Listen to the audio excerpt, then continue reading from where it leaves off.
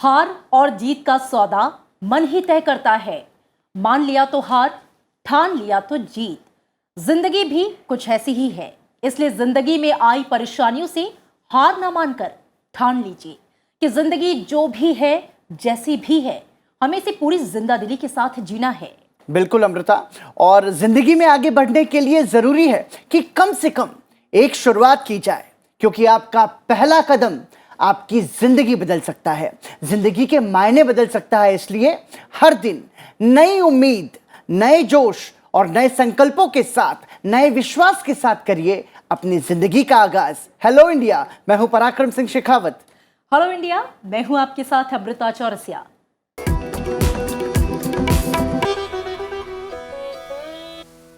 और आइए पराक्रम, आगाज करते हैं आज अपने इस कार्यक्रम का। और सबसे पहले अपने दर्शकों को बताएंगे आज हेलो इंडिया के हाइलाइट्स। हेलो इंडिया में जानेंगे देश दुनिया का हाल, नजर डालेंगे राष्ट्रीय खबरों पर, साथ ही जानेंगे राज्यवार खबरें और अंतर्राष्ट्रीय समाचार भी। और इसके साथ ही न्यूज यू कैन यूज में जानेंगे QR कोड फिशिंग से बचने के क्या है उपाय और इसके लिए SBI का नोटिफिकेशन क्या है। नजर होगी हमारी आज की गतिविधियों पर भी। बताएंगे आपको आज क्या होगा खास और पलटेंगे इतिहास के पन्नों को, जानेंगे आज के दिन से जुड़ा इतिहास। और इसी के साथ हेलो इंडिया में है बहुत कुछ खास, तो जुड़े रहिए अगले आधे घंटे हमारे साथ।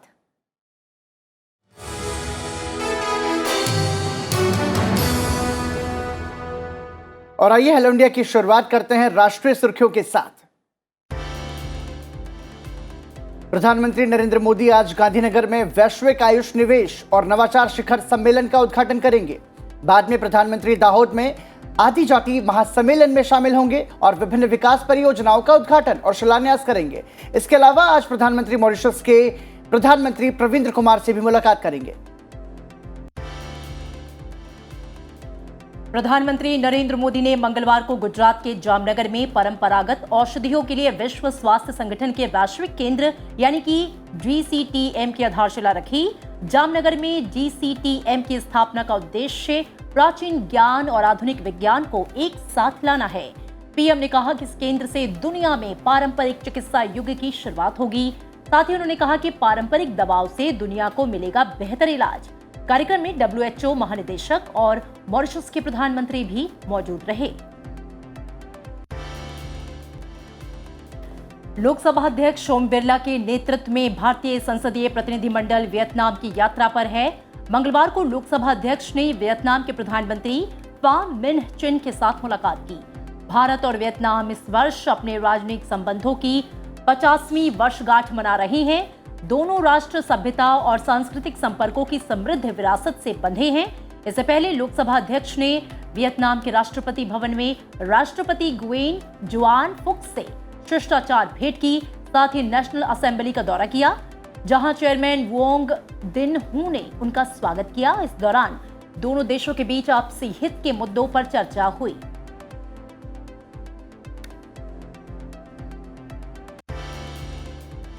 जनरल MM नरवणे ने चल रहे सेना कमांडरों के सम्मेलन के दौरान भारतीय सेना के सेना कमांडरों और वरिष्ठ अधिकारियों को संबोधित किया।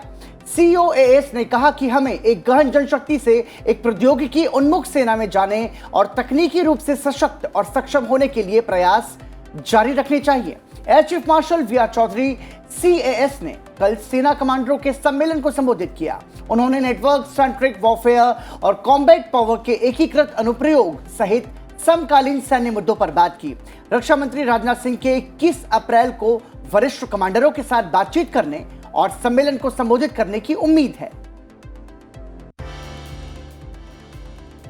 राष्ट्रपति रामनाथ कोविंद ने दिल्ली नगर निगम संशोधन अधिनियम 2022 को मंजूरी दी है। इसका उद्देश्य दिल्ली के मौजूदा 3 नगर निगम को मिलाकर एक नगर निगम बनाना है। राष्ट्रपति ने आपराधिक प्रक्रिया पहचान अधिनियम 2022 की भी स्वीकृति दी है। भारतीय और विदेशी संस्थान अब संयुक्त या दोहरे डिग्री कार्यक्रमों की पेशकश कर सकेंगे। यूजीसी के अध्यक्ष जगदीश कुमार ने कहा कि संयुक्त और दोहरी डिग्री प्रदान करने के लिए भारतीय और विदेशी शिक्षण संस्थानों के बीच सहयोग संबंधी विनियमों को मंजूरी दी गई है। भारतीय संस्थान संयुक्त डिग्री के लिए शीर्ष 1000 QS या उच्च शिक्षा संबंधी टाइम्स रैंकिंग में किसी भी विदेशी संस्थान के साथ सहयोग कर सकते हैं।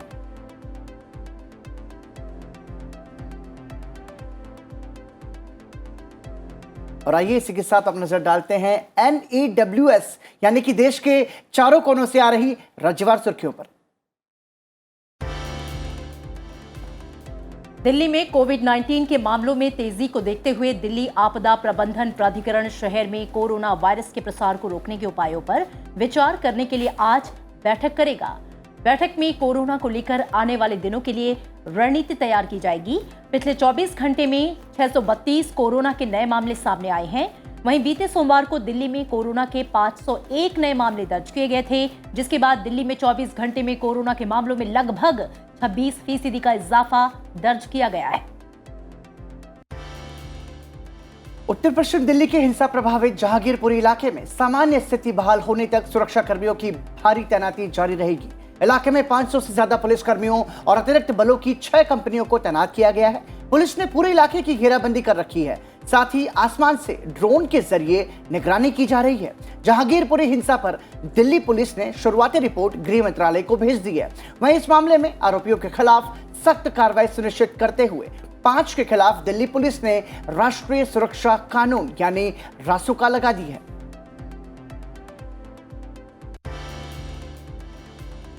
भारत बांग्लादेश के बीच संबंधों को और बेहतर करने के प्रयास लगातार जारी हैं। करीब 2 साल पहले कोविड के कारण बंद हुई अगरतला कोलकाता बस सेवा आज फिर से शुरू होने जा रही है, क्योंकि दोनों देशों ने अगरतला, अखौरा और बेनापोल भूमि बंदरगाहों के माध्यम से यात्रियों की आवाजाही पर सभी प्रतिबंध वापस ले लिए हैं।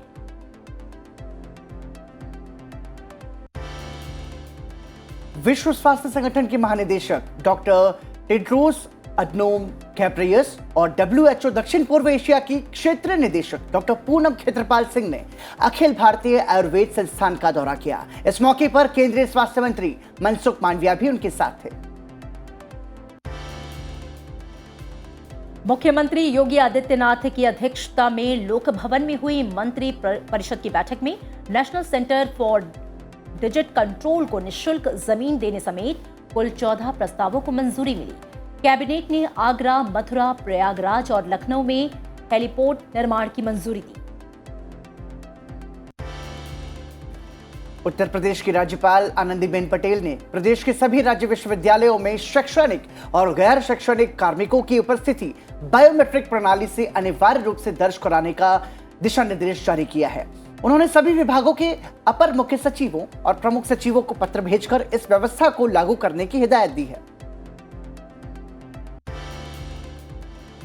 उत्तर प्रदेश के मुख्यमंत्री योगी आदित्यनाथ ने लोक भवन में आयोजित एक कार्यक्रम में पूर्वी पाकिस्तान से विस्थापित 63 हिंदू बंगाली परिवारों के पुनर्वास के लिए कृषि और आवासीय भूमि का पट्टा और स्वीकृति पत्र वितरित किया।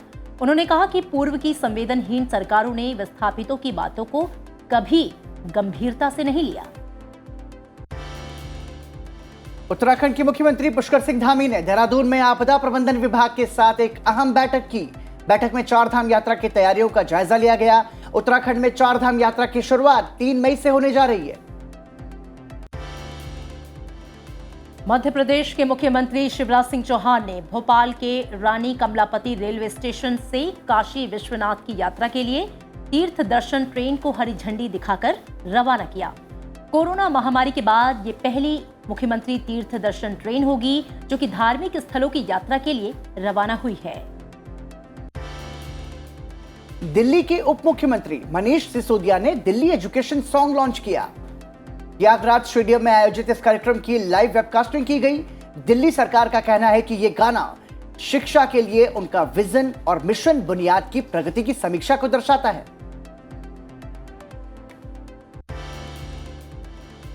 उत्तराखंड में RVNL पैकेज 2 के तहत ऋषिकेश कर्णप्रयाग रेलवे लाइन का निर्माण कार्य पूरा कर लिया गया है। शिवपुरी से व्यासी तक 26 दिनों में 1012 मीटर NATM टनलिंग को पूरा करके एक कीर्तिमान स्थापित किया गया। मुख्यमंत्री पुष्कर सिंह धामी ने टीम के सदस्यों को इस उपलब्धि पर बधाई दी है। जम्मू कश्मीर के कुपवाड़ा जिले में LOC के पास एक गांव से सुरक्षा बलों ने भारी मात्रा में हथियार और गोला बारूद जब्त किया है। करनाह तहसील के तार गांव में तलाशी अभियान के दौरान 10 पिस्तौल की 17 मैगजीन, पिस्तौल की 54 कारतूस और 5 हथगोले जब्त किए गए। राजस्थान के झुंझुनू में मंगलवार को एक पिकअप वाहन और ट्रैक्टर ट्रॉली के बीच हुई भिड़ंत में 10 लोगों की मौत हो गई, वहीं 8 लोग घायल हो गए। इस हादसे को लेकर प्रधानमंत्री नरेंद्र मोदी ने शोक व्यक्त किया है। साथ ही मृतकों के परिवार को 2 लाख और घायलों के परिवार को 50,000 का मुआवजा देने की घोषणा की है। केरल में अगले कुछ दिनों तक गरज के साथ आंधी और तेज वर्षा जारी रहेगी। मौसम विभाग ने राज्य में शुक्रवार तक कई स्थानों पर तेज बारिश की आशंका व्यक्त की है। मौसम विशेषज्ञ के मुताबिक केरल में करीब एक हफ्ते तक गर्म और आर्द्र मौसम की स्थिति बनी रहेगी।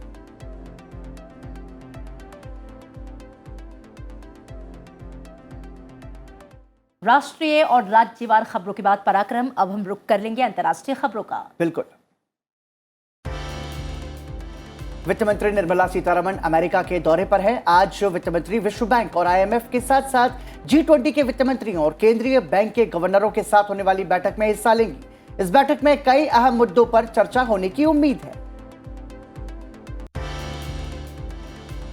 आज 7 देशों के समूह के वित्त मंत्री और केंद्रीय बैंक के गवर्नर्स के बीच वॉशिंगटन DC में एक बैठक होगी। इस बैठक में यूक्रेन के साथ हो रहे युद्ध को लेकर रूस पर कूटनीतिक दबाव बढ़ाने के प्रावधानों पर चर्चा होगी। रूस यूक्रेन के बीच जंग के करीब 2 महीने हो रहे हैं। कई देशों की मध्यस्थता के बावजूद दोनों देशों की किसी स्थायी समाधान तक पहुंच नहीं हो पाई है। इस बीच रूस ने मारियुपोल शहर को पूरी तरह से तबाह करने का दावा किया है। हालांकि यूक्रेन ने इस बात से इनकार किया है। यूक्रेन के रक्षा मंत्री के तौर पर उनके मुताबिक मारियुपोल में हालात कठिन जरूर हैं, लेकिन अभी वहां यूक्रेन की सेना रूसी सेना को मुंहतोड़ जवाब दे रही है। यूक्रेन से युद्ध के बीच रूस के रक्षा मंत्री सर्गेई शोइगु ने अमेरिका और अन्य पश्चिमी देशों पर यूक्रेन को हथियारों की आपूर्ति करने का आरोप लगाया है। उन्होंने कहा कि अमेरिका और उसके सहयोगी देश यूक्रेन से रूस के विशेष सैन्य अभियान को लंबा खींचने की हर संभव कोशिश कर रहे हैं। पाकिस्तान के प्रधानमंत्री ने अपने मंत्रिमंडल की एक बैठक बुलाई और इससे पहले पाकिस्तान के कार्यवाहक राष्ट्रपति सादिक संजरानी ने मंगलवार को 33 सदस्यीय कैबिनेट को शपथ दिलाई।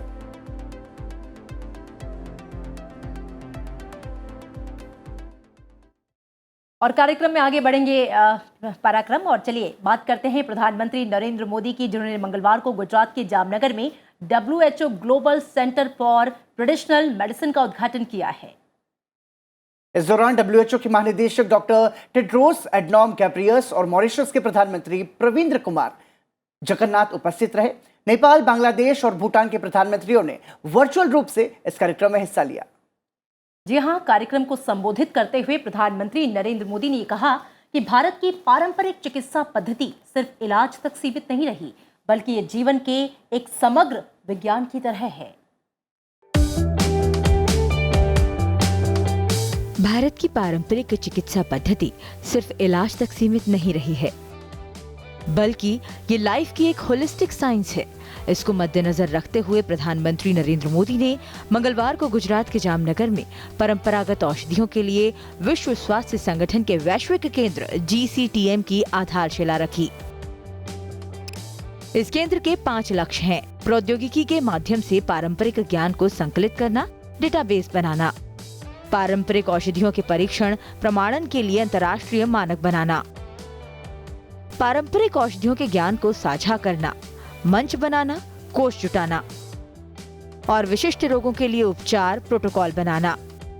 प्रधानमंत्री नरेंद्र मोदी ने कहा कि ये वैश्विक केंद्र मानवता की सेवा को समर्पित होगा और पारंपरिक दवाओं के जरिए दुनिया को बेहतर चिकित्सा समाधान देने में मदद करेगा। WHO ने ट्रेडिशनल मेडिसिन के सेंटर के रूप में भारत के साथ एक नई पार्टनरशिप की है।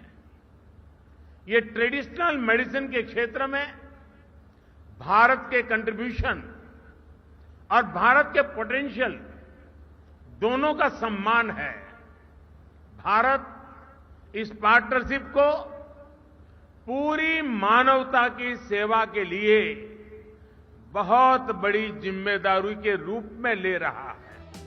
मॉरिशस के प्रधानमंत्री प्रविंद कुमार जुगनाथ और विश्व स्वास्थ्य संगठन के महानिदेशक इस अवसर पर मौजूद रहे। मॉरिशस के प्रधानमंत्री ने कहा कि ये केंद्र पारंपरिक दवाओं की जानकारी, नीतियों के निर्माण के लिए डेटा जुटाने के साथ ही मानक और नियामक ढांचे में मदद करेगा। In view of the significance of natural products and traditional medicines, measures have to be taken to protect public health and address challenges associated with the effective monitoring of the safety of all herbal medicines. वहीं WHO के महानिदेशक ने कहा कि ये एक वैश्विक परियोजना है। इसके जरिए भारत का पारंपरिक ज्ञान दुनिया भर में फैलेगा। Center for Traditional Medicine that we are launching will help to harness the power of science to strengthen the evidence base for traditional medicine. इस मौके पर बांग्लादेश की प्रधानमंत्री शेख हसीना, भूटान के प्रधानमंत्री लोतेय शेरिंग और नेपाल के प्रधानमंत्री शेर बहादुर देउबा ने भी वीडियो संदेश के जरिए भारत को बधाई दी है। The traditional medicine is practiced in tandem with the modern medicine. We may expect better outcome in ensuring basic healthcare for all. One immediate need would be to study the decline in natural medicinal resources, which I feel is mostly aggravated by climate change and human habits. Global Center for the Traditional Medicine in India will serve to advance the knowledge and the practice of traditional medicines.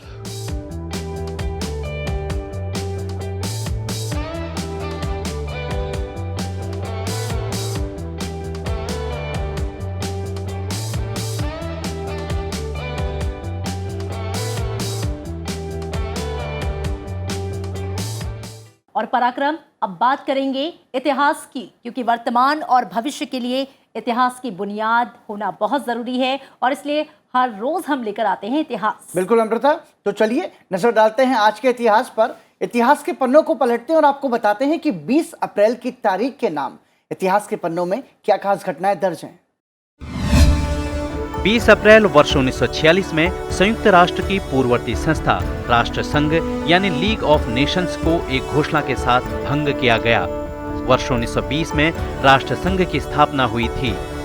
इसका मुख्य कार्यालय Switzerland के Geneva शहर में स्थापित किया गया था। प्रथम विश्व युद्ध के बाद संसार में शांति स्थापित करने के लिए जितने भी प्रयास किए गए, उनमें सबसे प्रमुख राष्ट्र संघ का गठन था।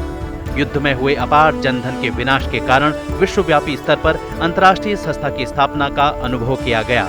राष्ट्र संघ इसी अवधारणा का परिणाम था। इस संस्था की स्थापना का मुख्य उद्देश्य विश्व में हथियारों को कम करना, युद्ध के कारणों को समाप्त करना और विश्व में शांति बनाए रखना था। बाद में राष्ट्र संघ के ढांचे और उद्देश्यों को संयुक्त राष्ट्र संघ द्वारा अपनाया गया।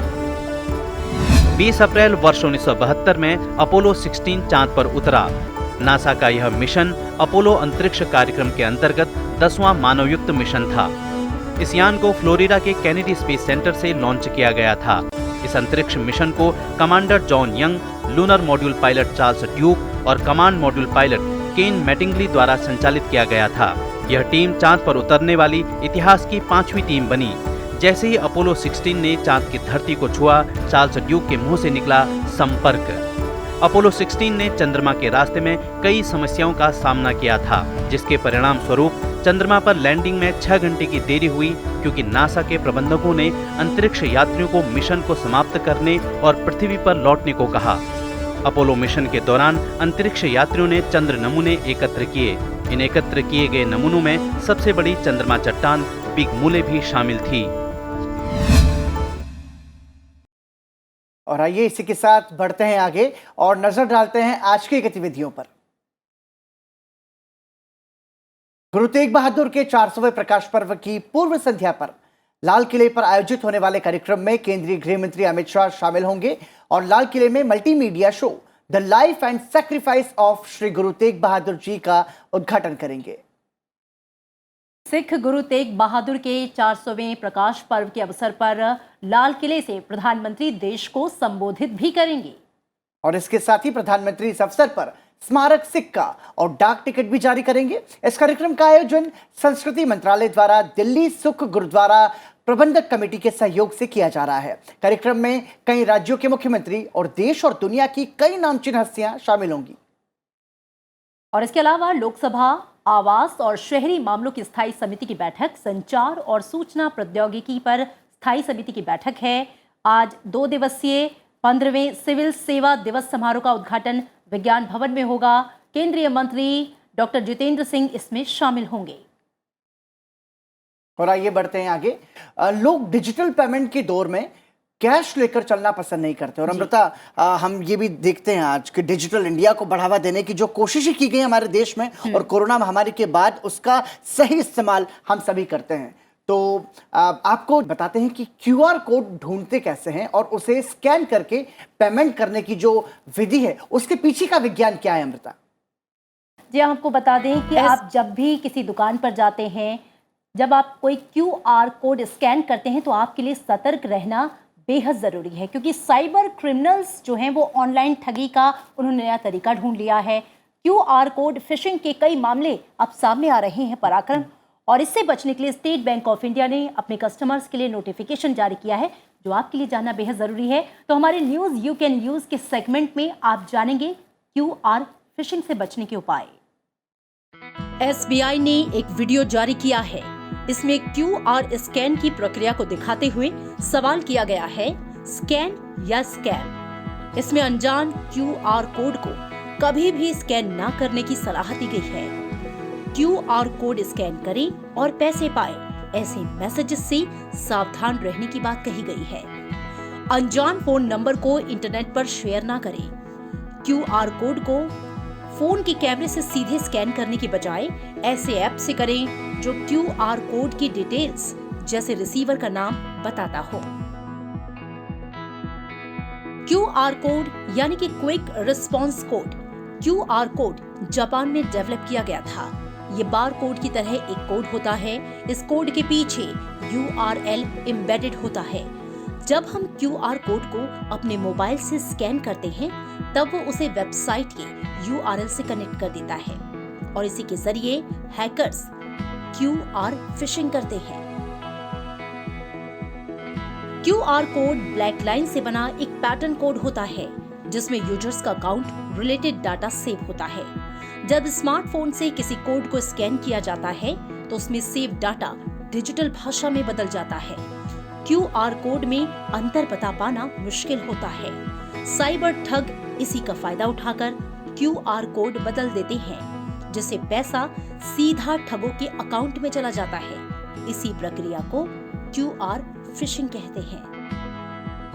क्यूआर फिशिंग से बचने के लिए क्रेडिट स्कोर पर लोन अकाउंट चेक करते रहें। क्रेडिट स्कोर चेक करने के लिए क्रेडिट ब्यूरो की सर्विस लें। आप ट्रांस यूनियन सिविल, इक्विफैक्स या CRIF हाई मार्क जैसी ब्यूरो की सर्विस ले सकते हैं। फ्रॉड होने पर साइबर सेल या इनकम टैक्स की वेबसाइट पर शिकायत करें। शिकायत मिलते ही गृह मंत्रालय के तहत काम करने वाला Indian cyber crime coordination centre active हो जाता है। यहाँ से RBI से कनेक्टेड सभी बैंक और ऑनलाइन प्लेटफॉर्म पर इसकी सूचना पहुँच जाएगी। आप पास के थाने में भी FIR दर्ज करा सकते हैं। और न्यूज यू कैन यूज के बाद बढ़ते हैं आगे और आपको बताते हैं संसद टीवी पर आज प्रसारित होने वाले कार्यक्रमों के बारे में। जी हाँ, सुबह 11 बजे देखिए special report, British prime minister visit to India. और शाम 7 बजे देखिए समसामयिक मुद्दों पर आधारित बहस, मुद्दा आपका। शाम 7:30 बजे संसद टीवी पर आप देख सकते हैं लोकतंत्र पर आधारित हमारा खास बुलेटिन लोकतंत्र राउंड अप। और रात 8 बजे दिन भर की बड़ी घटनाओं पर आधारित हिंदी न्यूज बुलेटिन आज की खबर। रात 8:30 बजे देखिए पर्सपेक्टिव और रात 9 बजे आप देखिए English news bulletin the news. रात 9:30 बजे सनसेट टीवी पर आप देख सकते हैं हमारा special show loss that shaped India.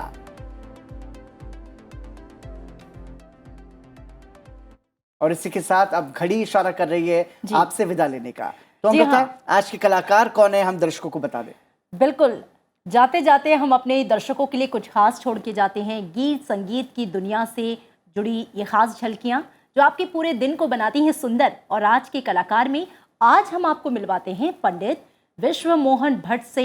पंडित विश्व मोहन भट्ट मोहन वीणा के जनक माने जाते हैं।